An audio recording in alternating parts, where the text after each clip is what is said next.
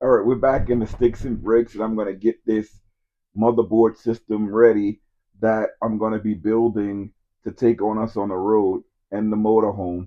I'm going to be leaving this portion of the motherboard in one of the storage compartments. I'm going to see how I'm going to seal it up. I made my measurements. The board that I have is accurate, and let's just get it started. Uh, oh, it's going to be a big job. So this is a retro fitted piece of wood.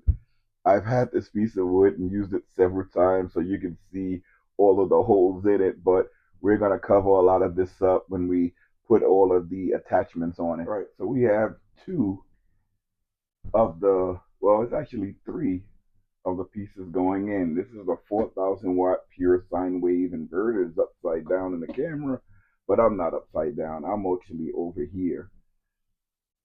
Here is a little battery gauge voltage meter, small one. I'm just gonna leave that one on here.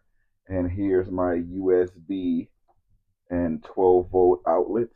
I'm gonna leave these on here just how they are. Everything is functionable. Half of the holes are covered up. And I'm doing this in the house. The kitties are over there. Hi, kitties. What? Not kids, not kitties. There we go. All right, this is just a quick update. Again, this is the 4,000 watt inverter. We installing the solar. We have the positive fuse bar, negative fuse bar. We have a small little battery monitor over here. We have a 120 amp fuse.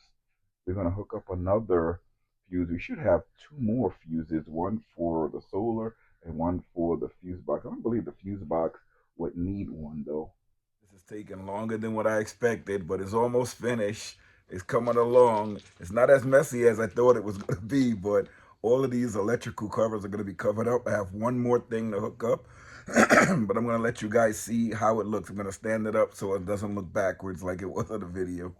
So keep in mind, everything is not finished as of yet. Like this is going to be covered.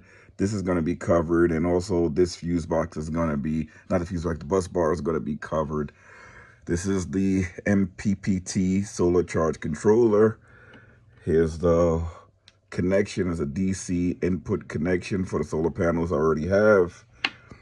Where's the power cables? Here's your positive cable here, no negative. Here's your positive one here.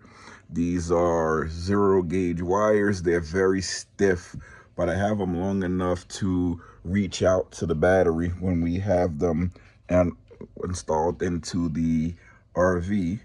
And then we have our outputs here. This is your 12-volt plug. We have USB outlets here. You can also use the USB outlets on the solar charge controller. Here we have a 120 amp fuse, so that you can't pull, you're not getting that 4,000 watts out of there. I don't care. I can change this fuse block, and I can put larger wires on here. I mean, but these are the smallest that I had, the thickest wires with the smallest gauge. And these double wires here is the same as this single wire here. And here we have the power coming from the 4,000 watt inverter going to the fuse block. This is also here going to the positive fuse block, which in turn goes out to the battery. So if anything happens, too much power, it'll pop. It won't go through. So I'm happy for that. Looking at the solar panels I'm only going to be using are 100 watts. It's not that much power going in, and that's when I use it, which would almost be never. I'm going to be recharging these batteries with shore power or from the generator when I plug in the RV. Well, not when I plug it in. When I turn on the generator, all the outlets work, all the AC outlets work, and that's how we gonna recharge the batteries. I have a Noco battery charger that's gonna be put in when I put everything inside of the camper. This is the endings that come with the refrigerator for the 12 volts. So here you have the 12-volt plug. This is the part where we're going to switch this out, and you have to figure out which side is the positive and which side is the negative. And this here is the part that plugs into the refrigerator to give it power.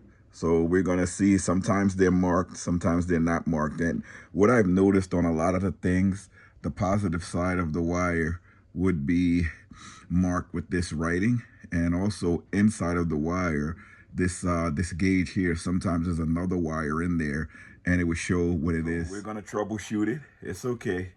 I have a bunch of fridges to troubleshoot with. I can use either one of them to see which one is the positive and which one is the negative. Because it's as simple as just plugging it in and see if the fridge has power. I'm gonna leave a bit of the wire because I may use this again in the future, the 12-volt plug side. So I'm gonna use a bit of the wire. Here goes nothing.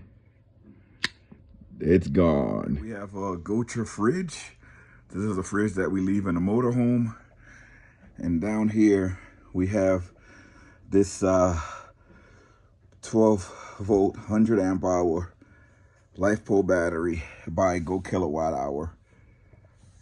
Here's the brand if you guys want to check it out. I'm going to put a link down in the comment section along with everything else in this video. But GOKWH, let's check it out. We can see GOKWH battery is on. The battery monitor has us at 13.3 volts. The solar charge controller has us at 13.4 volts. Just a little discrepancy, it's not that much. Let's see, we have power in the USBs. Let's see if this inverter cuts on. Here we go. Okay, no power to the inverter.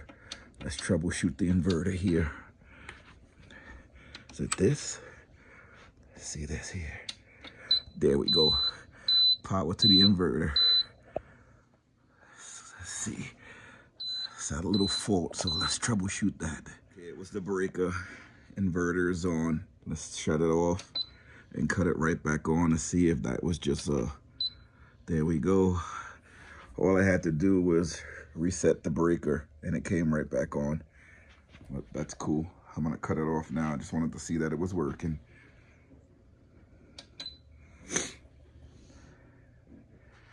Oh, let me just look at this. It's working, it's alive. All right, this part is live. You're not gonna see me much in here, but here I am, hey.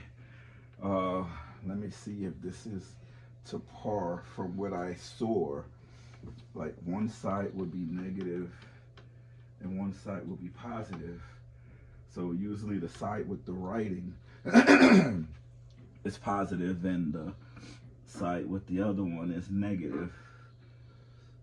So this one goes here and this one goes here. If I'm right, the light will come on the refrigerator there. Let's see. That's one. If it doesn't come on, that means it's nothing. This is two. There we go. I was right. You got power on the fridge. Power on the fridge. Let's hook this up, baby. Yeah.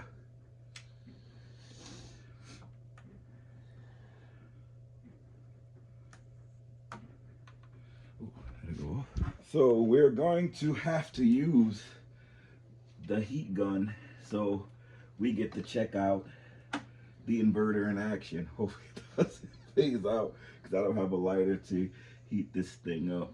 So here goes nothing, guys. Should have enough power in there.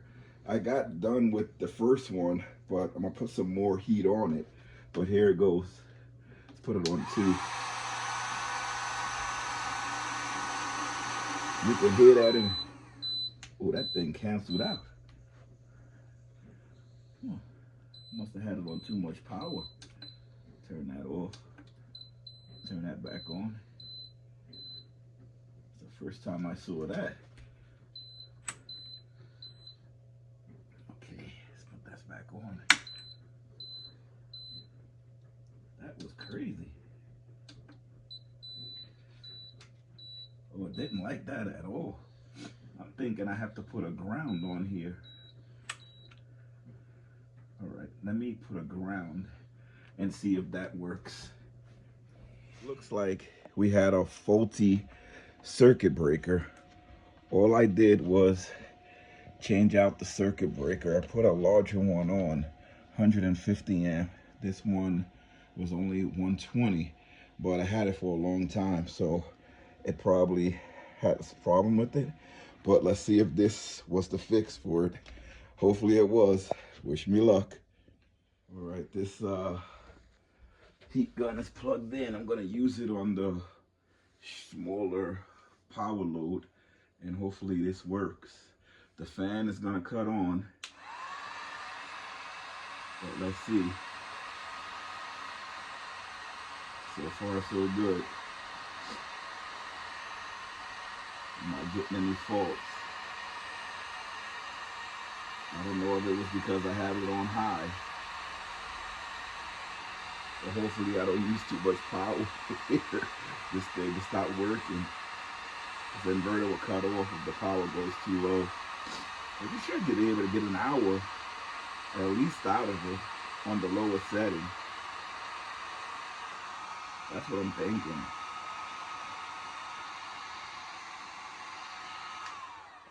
Okay, let's do this one now. This is the second one. Let's see if this one, you can hear the smoke over there. You see it tightening up. This is the heat shrink.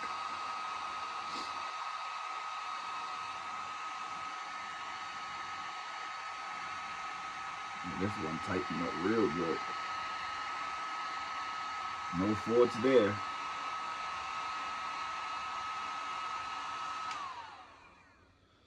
All right, so that worked. The inverter didn't short out. The only thing is that these, okay, this was the positive one. So we can add this. Hold on. Well, you should always take off the load first. So let me take off the load before I start. So finally, after all of these hours, this is finally done. This here was the culprit that was holding everything up. So right now the battery is fully charged. We're gonna go with 2 of these 230 amp hour batteries that put us to 500, plus we have the 1800 watt G1500 portable power station. But I wanted to get all of this hooked up, more specifically this fridge hooked up to the 12-volt fuse box, which is amazing. Here's the wire here, and it's plugged into the DC input and it's working. That's what I wanted to do. And tomorrow, next video, y'all see me put this inside of the RV, which is easy. It's just a matter of putting this board in, nailing it down, and hooking up the battery system, which is fairly easy to do. But we did it. So guys, this is basically the system. Took me a couple hours to get everything done. This system should not take all hours that it took me, but I had to troubleshoot some things. But this is the off-grid system that we're gonna put in the RV. I'm not sure if I'm gonna use this fridge or a bigger fridge, but this is coming right off the 12-volt fuse box with upgraded wire, and we have 8-gauge wire on the 12-volt fuse box. And this thing, it doesn't even use 50 watts of power. Even the bigger ones doesn't even use 50 watts of power when the compressor is on. So this is a total game changer to have a fridge, DC power fridge, and the camper. Our fridge in the camper is residential, so when we're traveling long distance, I have to rely on these bad boys here, these portable car refrigerators, to keep us going. I use the GOKWH fridge here, but we're gonna be using Bodega inside of the RV. I'm gonna put a link inside of the description. It's gonna be also pinned linked in the comment section, so you guys can check it out. Thanks again for watching the video. See you guys next time. Thanks a lot. Make sure you like, comment, and subscribe. Thanks for watching the video. See you later, everybody.